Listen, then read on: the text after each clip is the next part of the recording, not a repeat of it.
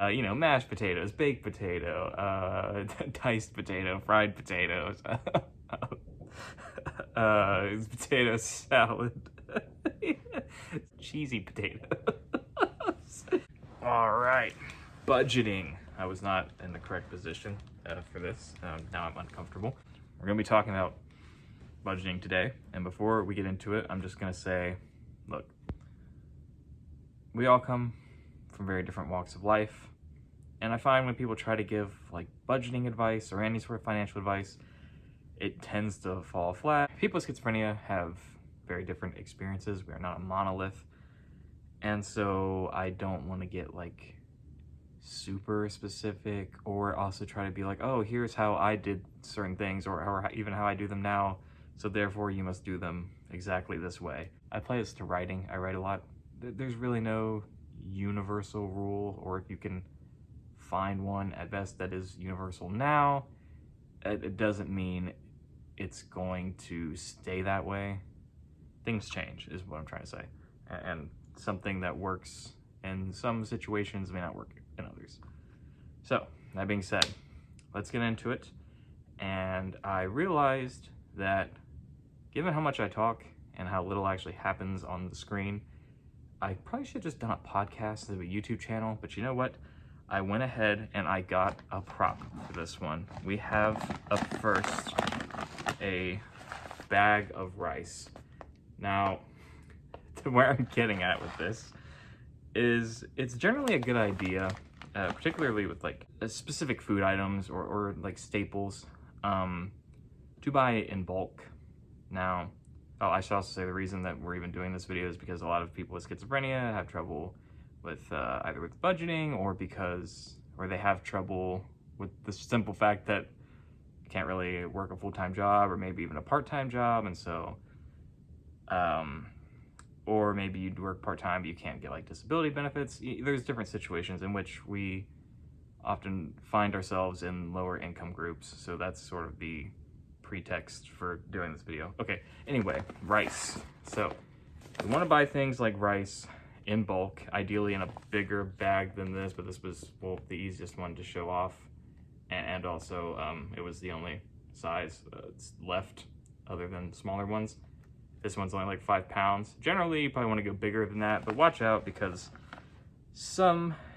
usually like buying in bulk is cheaper, like proportionately.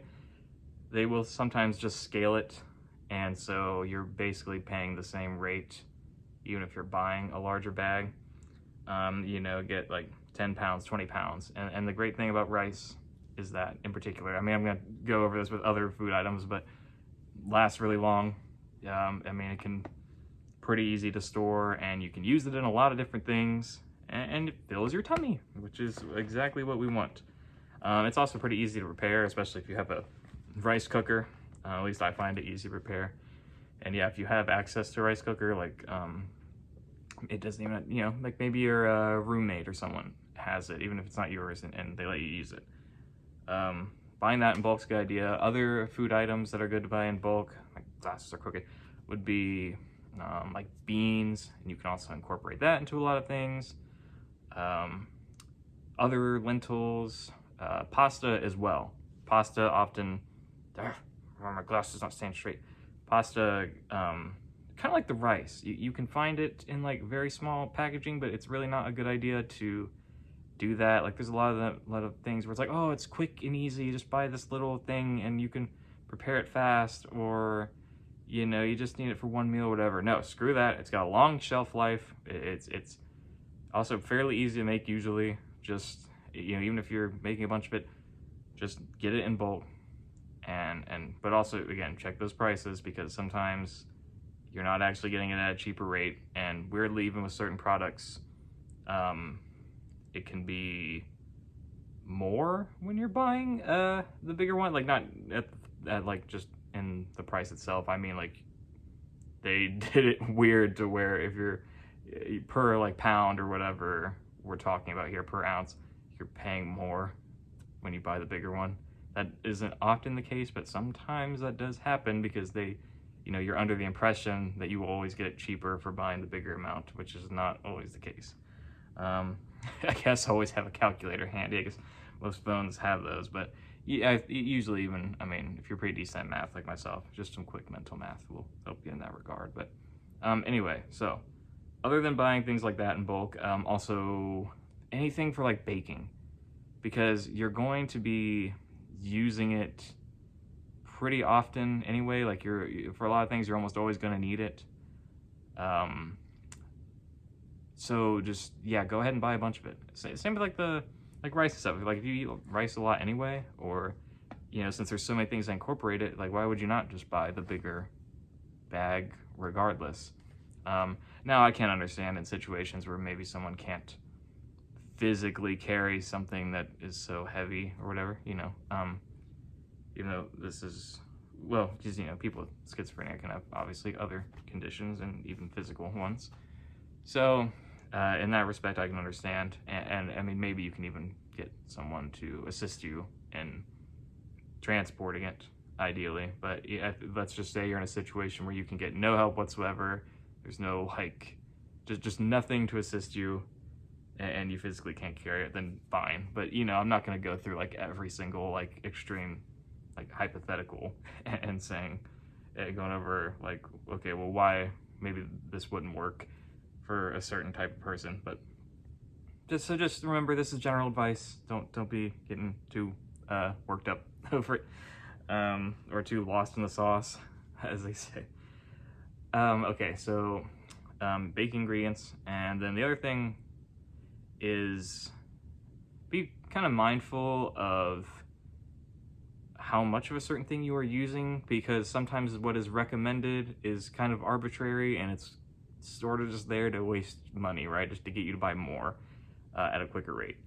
So for example, laundry detergent, that can really add up, and often the amount it recommends that you pour for like a certain load is more, sometimes much more than what you would actually need for that. And so while that might be like a minor thing, yeah, at first, if you go over time and you add it up, it ends up being a lot of money that you've spent in excess on just something as simple as laundry detergent.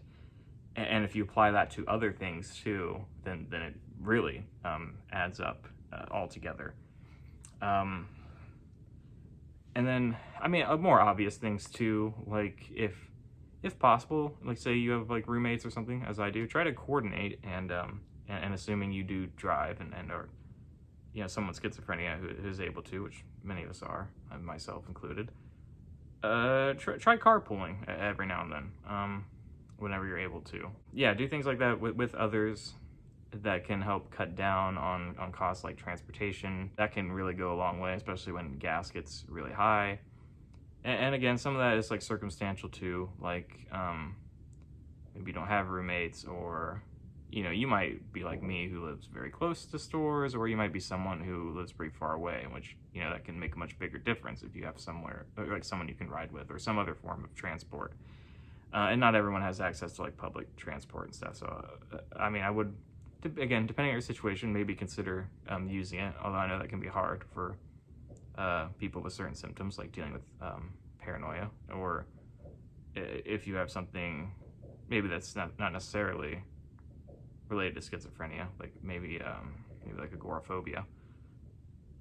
But again, we're not trying not to get into the nitty-gritty of every single thing. This is just more general advice. If you think it'll work for you, if you want to try it, you know, give it a shot and see how it goes. This isn't like I said, it's not like a universal thing I'm trying to perpetuate here. Just some ideas to maybe help people out a little bit. Oh yeah, now back on the food. There is this great thing. I wish I had one to show you. It is called a potato. And I would show it, but I kind of ate the one that was going to be in this along with the rice. I was gonna have two props instead of just one. It didn't, unfortunately, fate did not work out that way. They're very versatile, and in general, you want to try and go for more, when you have limited income, go for more versatile foods like that. You can make all kinds of things with potatoes, and you know, mashed potatoes, baked potato, diced potato, fried potatoes, is potato salad. So there's a lot of things. The skins are good for you. Got protein. They're tasty, and throw some seasoning on them, and they're good. Maybe a little butter, or you don't always need butter.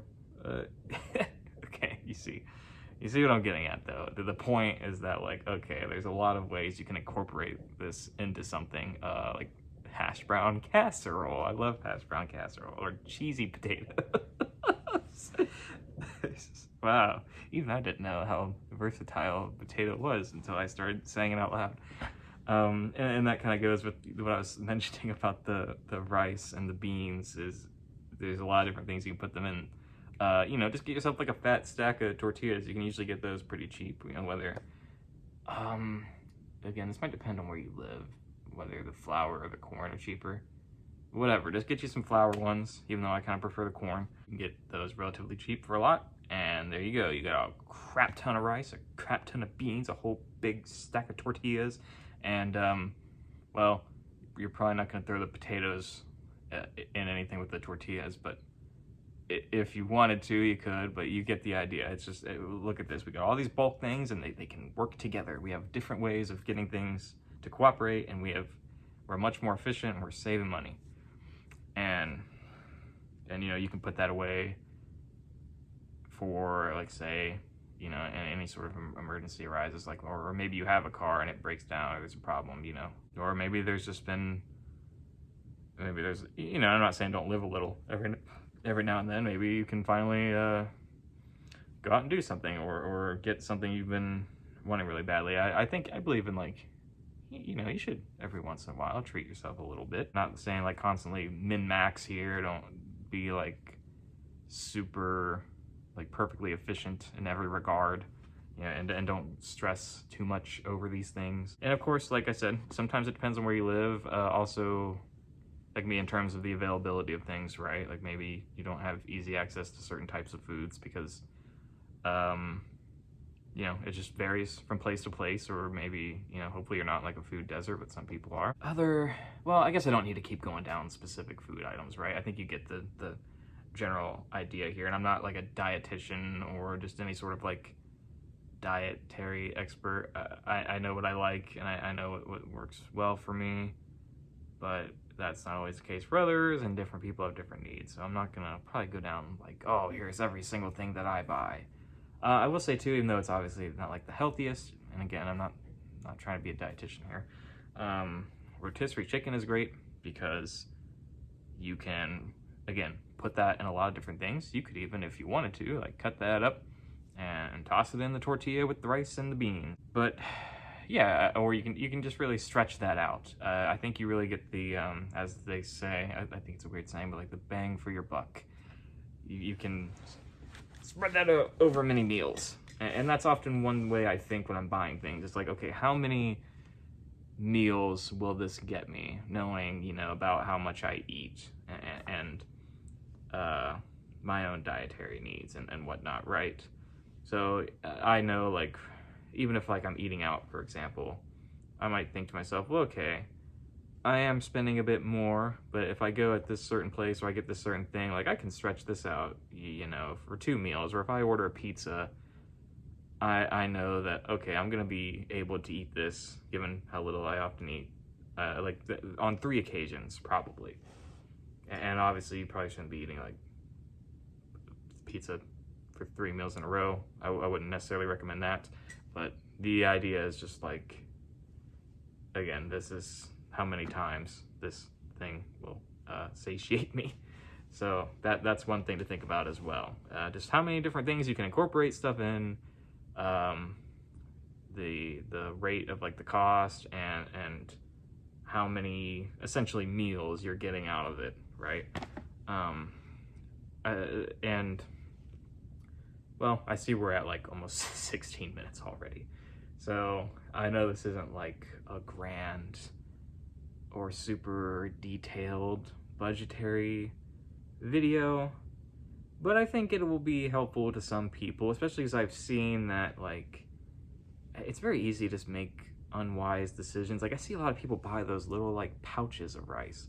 It's like, ready in like 2 minutes or something, and it's this much, when it's like you could get so much more, again, bang for your buck. If I don't like saying that, if it just sounds weird, bang for your buck for just buying a big bag of it, because you're going to be using more of it, and it lasts like basically forever. It might as well last forever, and you get it at a better rate. So just buy it in bulk. Do it, darn it, just do it. I'm not trying to be Nike here. Not sponsored. Not sponsored by anything or anyone, probably ever. Okay, well, I'm rambling now. I've rambled enough. Hopefully you find the principles of this helpful. If people who watch this like really want a more specific video that just gets its elbows in there, or whatever the heck, what is the saying? You know what I'm talking about. I guess I'll make one, but I don't think I necessarily need to do that.